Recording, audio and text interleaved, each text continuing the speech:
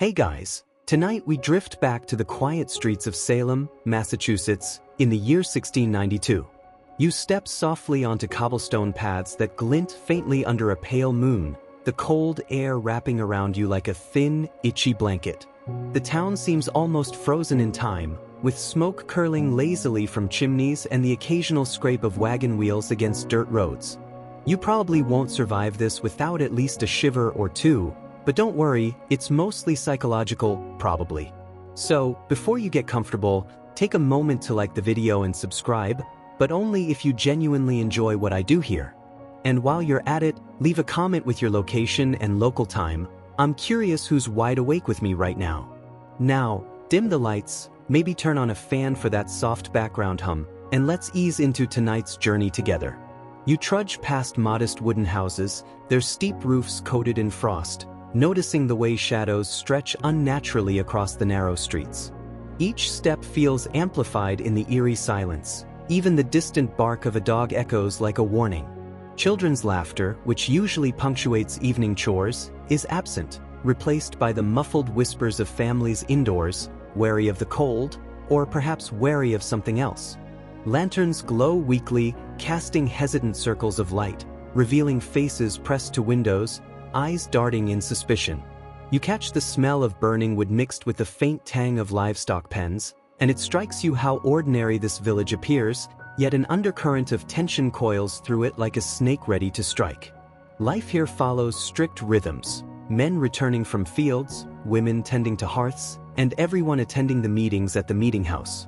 You notice subtle cues, an unusual glance, a pause in conversation, a muttered prayer whispered just a little too fervently.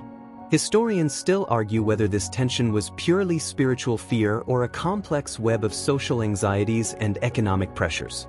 Fringe sources suggest even minor disagreements over land or livestock could spark suspicion, a notion that seems almost laughable until you see the faces behind the windows, frozen in worry and anticipation. As night deepens, the village seems to hold its breath. You imagine the villagers preparing for bed, unaware that the coming months will unravel the very fabric of their community. Shadows will lengthen beyond the moonlight, suspicion will creep into every hearth, and ordinary neighbors will become accusers in a drama that the world will remember for centuries. And here you are, tiptoeing through the prelude, sensing that something almost imperceptible yet profoundly unsettling is ready to ignite. You wander along the narrow lanes of Salem, the crunch of your boots on frozen dirt almost deafening in the stillness.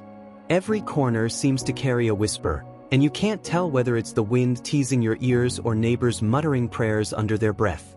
The town thrives on routine, yet beneath that ordinary rhythm, an invisible tension coils like a restless cat.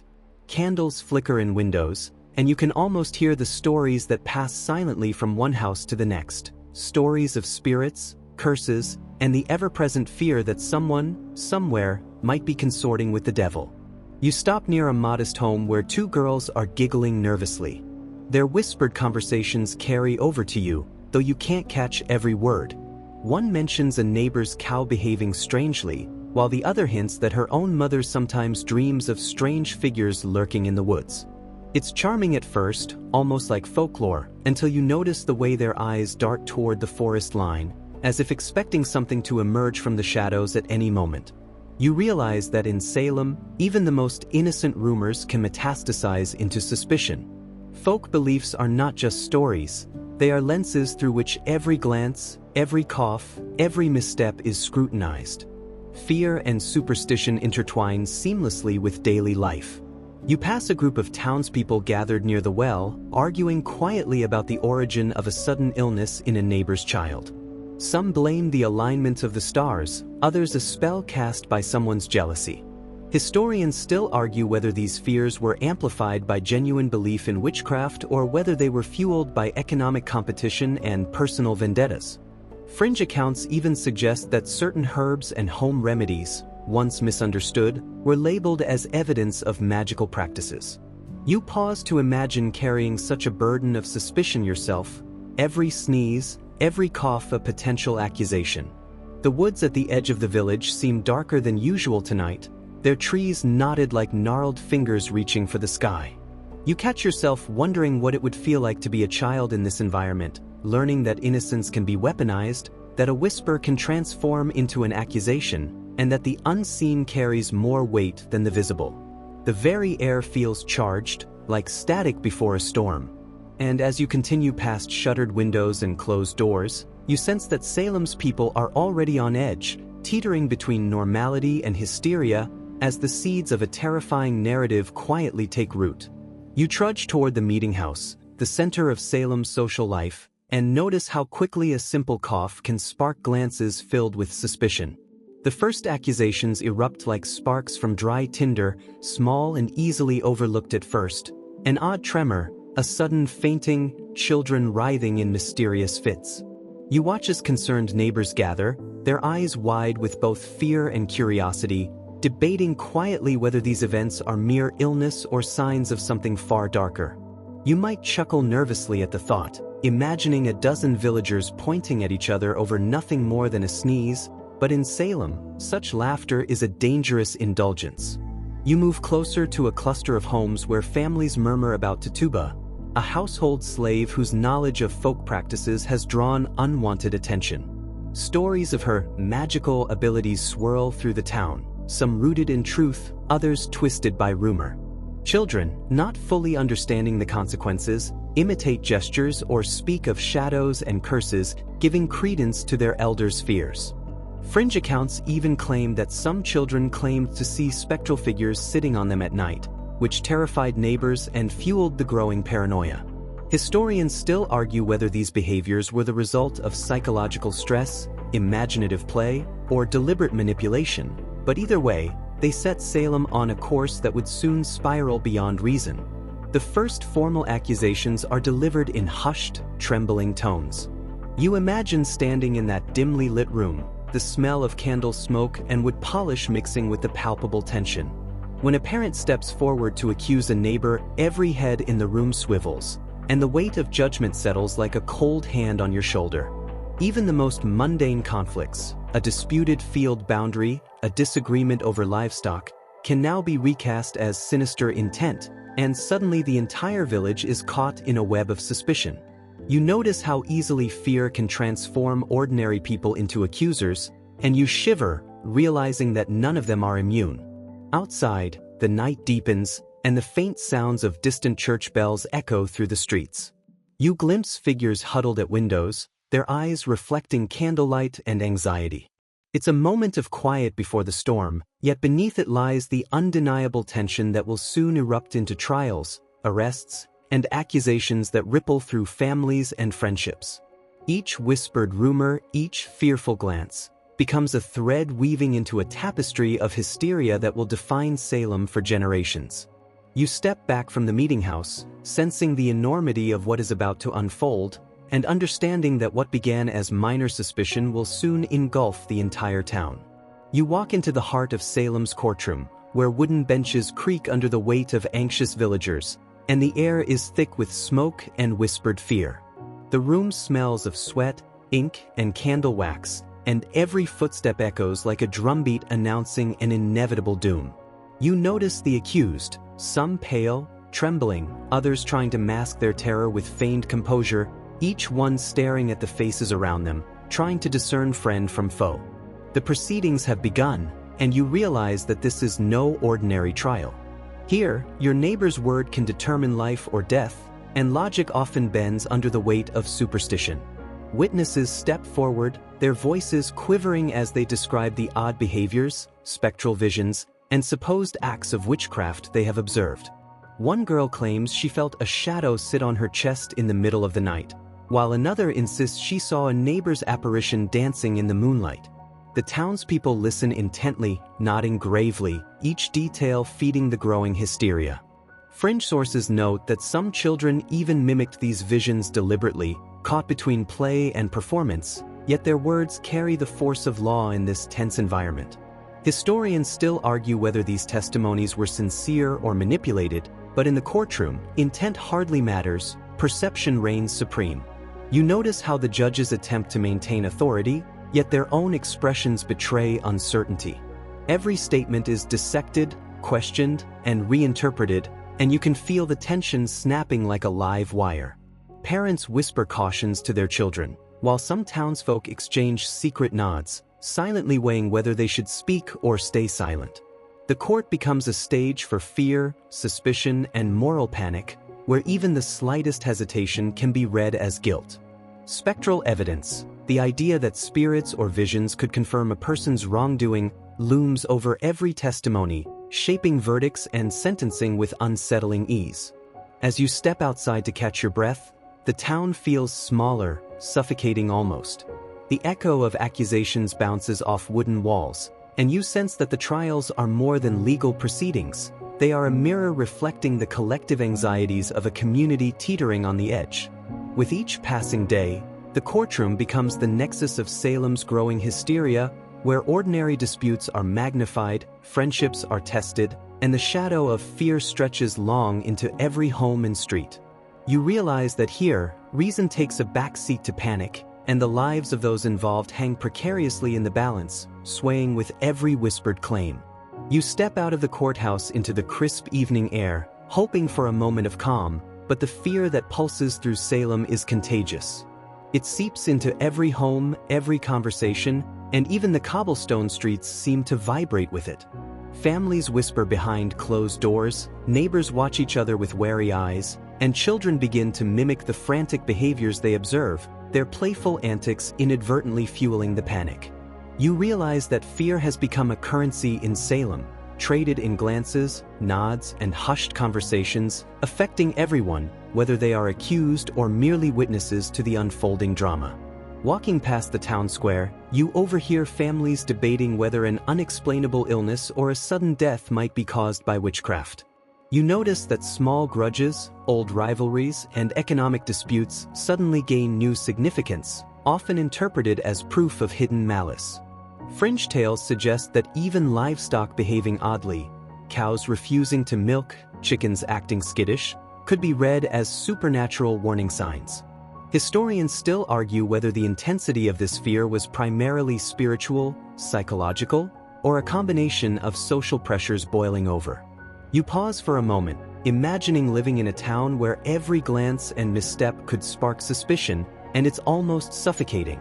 Inside homes, people huddle around fires, offering prayers and charms to protect against unseen forces.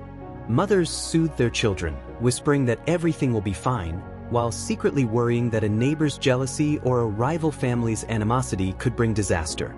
Even casual remarks are measured carefully, weighed for unintended implications. You notice how ordinary gestures, a pointed finger, a raised eyebrow, a sudden cough, are interpreted as deliberate signals of guilt or complicity. Fear is no longer private. It's a force that shapes the very fabric of community life, bending relationships and eroding trust. As night falls, the tension seems to thicken. You wander past the meeting house, where some residents still gather to share stories of apparitions and spectral warnings, their voices trembling yet firm. The line between imagination and reality blurs, and you can sense that the fear itself has taken on a life of its own. Each new accusation feeds the next, creating a feedback loop of paranoia that spreads faster than the morning sun. You realize that in Salem, fear is not just an emotion, it's an invisible architect, reshaping the town, controlling behavior, and setting the stage for events that will soon spiral beyond reason. You step quietly into a dimly lit room where townsfolk gather to debate evidence, and immediately the term spectral evidence catches your attention. It's the notion that the spirit or apparition of a person could commit acts of harm while their physical body remained elsewhere, a concept that feels absurd yet carries deadly weight in Salem. You watch as witnesses describe visions, some claiming to see figures floating above beds or performing impossible acts, and judges nod seriously, accepting these intangible signs as proof of guilt. Fringe accounts even suggest that children sometimes performed elaborate imitations of these visions, feeding into the court's growing reliance on spectral testimony. Historians still argue whether reliance on this kind of evidence was a temporary lapse in rationality or a symptom of deeply ingrained cultural beliefs. You notice how easily ordinary gestures are twisted into proof. A twitch of the eye, a cough, or a stumble can be reinterpreted as a sinister signal. Accused villagers sit stiffly, trying to mask their fear, but you sense the weight of suspicion pressing down from every angle. Even friends and family struggle to maintain trust, as fear dictates behavior and loyalty is measured against potential evidence of complicity. You can almost feel the invisible tension threading through the room, vibrating like a taut rope ready to snap at any misstep. As the trials unfold, the line between reality and imagination blurs further. People claim to see objects move on their own, shadows twisting unnaturally, or disembodied voices whispering warnings. Some accounts suggest that even simple household accidents, pots tipping, doors slamming, are interpreted as supernatural interventions. You shiver slightly, picturing yourself in that environment, knowing that every natural phenomenon could be construed as proof of witchcraft. Historians still argue whether these experiences were mass delusions, psychosomatic reactions, or intentional deceptions, but for the people living it, the difference barely matters. The courtroom itself becomes a theater of fear. Judges try to navigate testimony, interpreting spectral evidence with solemnity, while the accused must defend themselves against forces that cannot be touched or seen. You notice the way tension hangs in the air, thick enough to taste, as the community's collective anxieties transform invisible visions into decisive, sometimes lethal, judgment. Walking back outside, you feel the echo of that fear still lingering, as though it clings to the wooden walls of Salem's homes and the narrow streets themselves. It's clear that in this town, unseen forces are more feared than tangible ones, and spectral evidence has become a lens through which all human behavior is scrutinized, contested, and condemned. You weave through the narrow alleys of Salem, imagining the lives caught in the relentless grip of accusation. Families are fractured, friendships strained, and ordinary people find themselves at the mercy of a collective panic they can neither fully comprehend nor control. You pause outside a modest home where a young girl named Abigail trembles as she recounts her visions in court, her words carrying the power to condemn neighbors and even friends. You notice her mother's hands clasped tightly, knuckles white, trying to shield her daughter from the wider chaos while simultaneously fearing the judgment of their peers. Fringe anecdotes hint that some accusers were motivated by jealousy, desire for land, or old grudges, which complicates the picture of innocence and guilt. Historians still argue whether the primary drivers of these accusations were fear, malice, or a tangled mix of social pressures. Inside the homes you pass, whispered conversations paint vivid, sometimes contradictory pictures of the events unfolding. One villager recounts how a neighbor's sudden illness was interpreted as a curse, while another insists that the family must have sinned in some hidden way to attract the devil's attention. You watch the reactions of children, wide-eyed and uncertain, mimicking the gestures of those around them, feeding the town's cycle of hysteria without understanding the consequences. You can't help but feel a pang of empathy, recognizing how innocence becomes weaponized when everyone is watching everyone else. You stop at the edge of a courtyard where a small group gathers, sharing stories of the accused. One man speaks quietly about a neighbor, once a friend, who has been imprisoned, describing the fear etched into their face as they were led away. You sense that every story is a thread in a larger tapestry, weaving together fear, rumor, and social dynamics into a narrative that seems unstoppable. Some families cling to logic, trying to rationalize the events, while others are swept along, trusting visions and testimonies over tangible evidence. The tension is palpable, and you feel as if even a whisper could ignite another accusation. As dusk settles, you notice that every home, street, and path carries the weight of these personal dramas. Every individual, whether accuser, accused, or observer, is both participant and victim in the unfolding spectacle. You imagine walking among them, sensing how easily relationships are tested, loyalties questioned, and reputations destroyed. It's not just the trials themselves that terrify, it's the social architecture of fear, suspicion, and narrative that ensnares the entire community, making ordinary existence a precarious dance on the edge of chaos.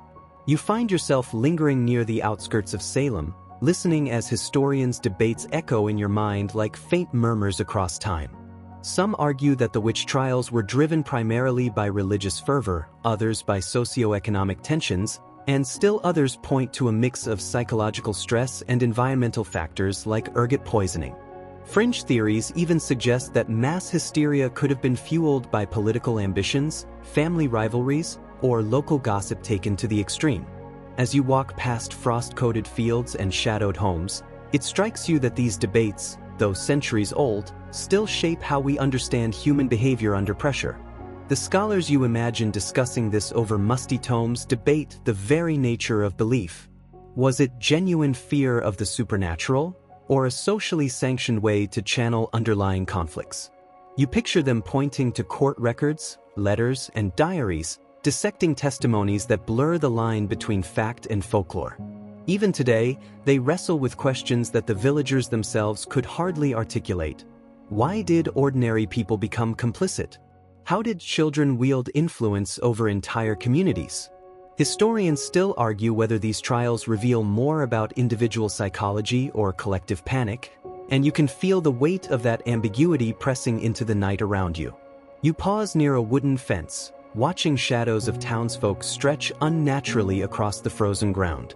Stories collide in your mind.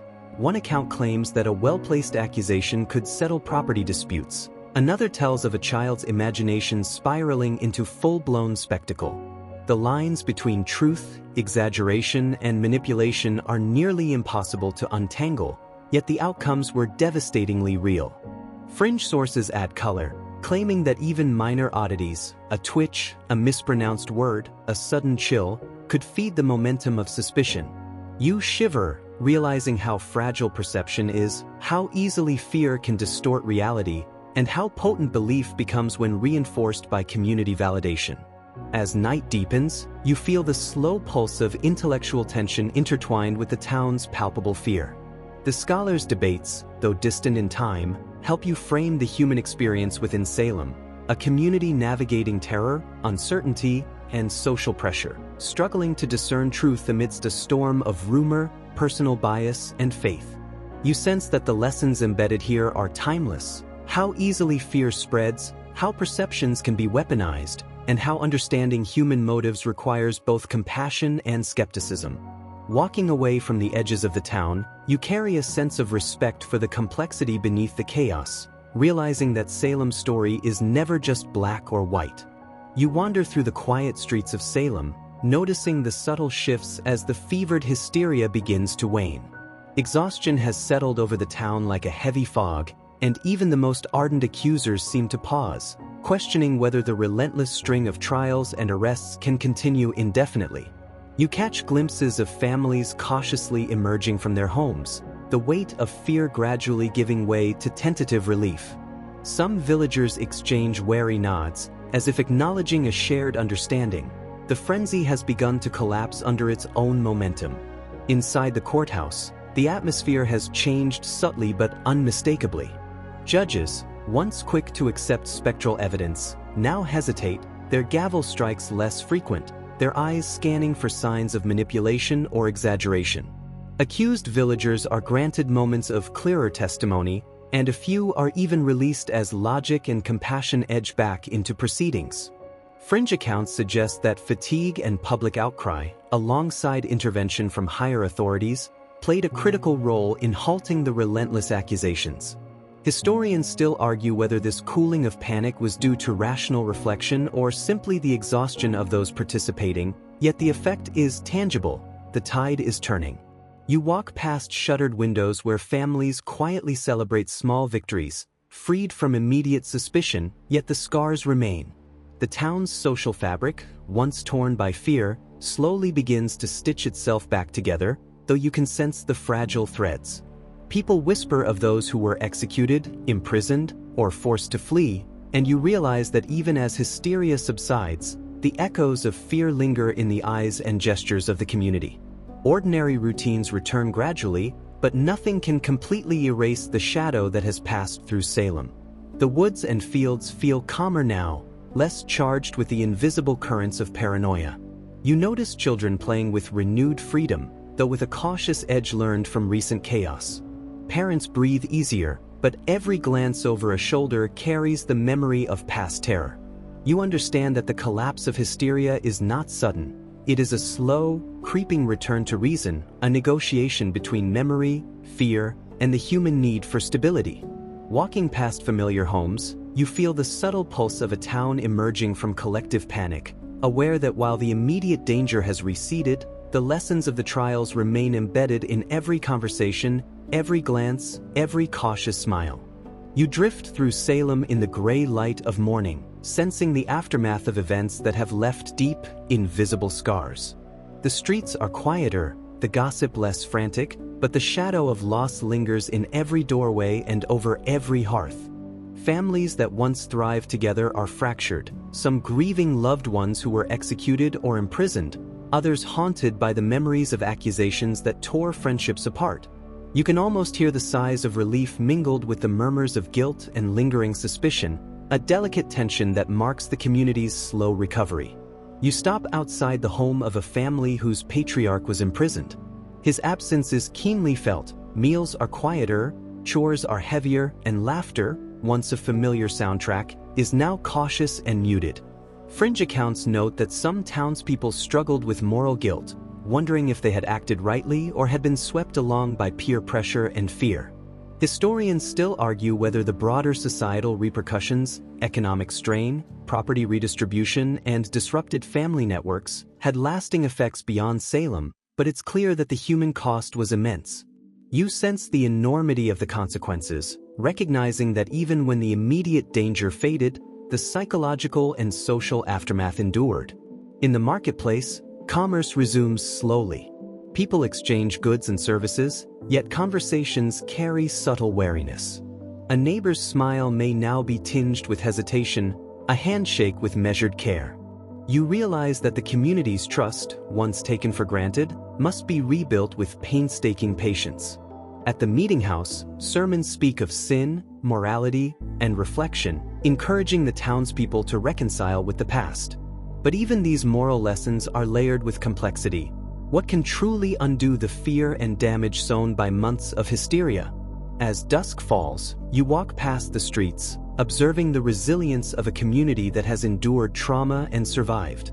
There is a quiet pride in the way people continue daily life, tending their homes, caring for livestock, and nurturing their children. Yet you also notice the weight of memory etched on faces and in gestures, a subtle reminder that history leaves traces far beyond its immediate events. Salem emerges from the trials changed, wiser perhaps, but forever marked by a story of fear, accusation, and the fragile nature of trust. You stroll through modern-day Salem, where history and legend intermingle like the fog that drifts lazily along cobblestone streets. Tourists wander past museums, souvenir shops, and reconstructed homes, snapping photos and listening to guides recount the chilling tales of 1692. You notice that the town wears its past openly, as if both warning and attraction are woven into every building, every sign, every whispered story. The ghosts of the trials linger in memory, shaping the town's identity, influencing how locals understand themselves and their place in history. You pause at the edge of a square where a plaque commemorates those accused and executed during the witch trials. The names are solemn, etched into stone as a testament to lives cut short, families torn apart, and a community forever changed. Fringe tours recount stories of lingering spirits or unexplainable phenomena, blending fact with myth in ways that keep the story alive, even centuries later. Historians still argue how much of the Salem legend has been romanticized or sensationalized, but the emotional truth remains palpable. Fear, suspicion, and human error can leave indelible marks that echo across generations. Walking past the old meeting house, you reflect on how the trials shaped modern legal principles, notions of due process, and the skepticism required to prevent injustice.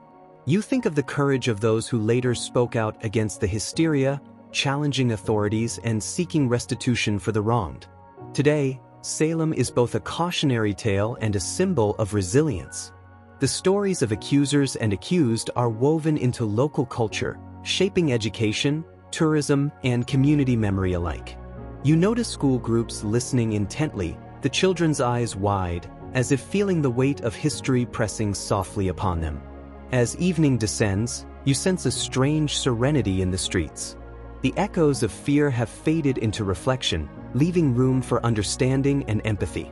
Walking slowly, you realize that the legacy of Salem is not only in the horrors of the trials but in the lessons they offer: vigilance against mass hysteria, the importance of critical thinking, and the enduring value of compassion.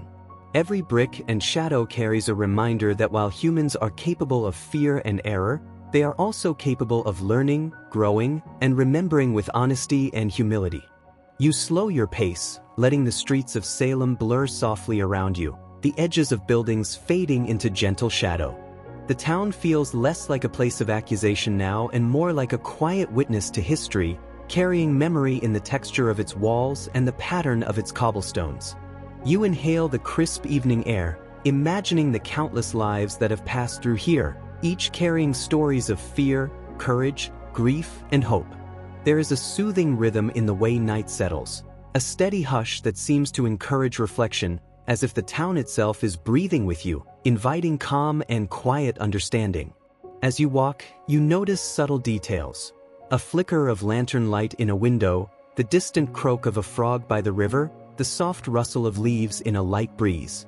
These small sounds, once ordinary, now feel comforting, a gentle counterpoint to the weight of centuries-old memories.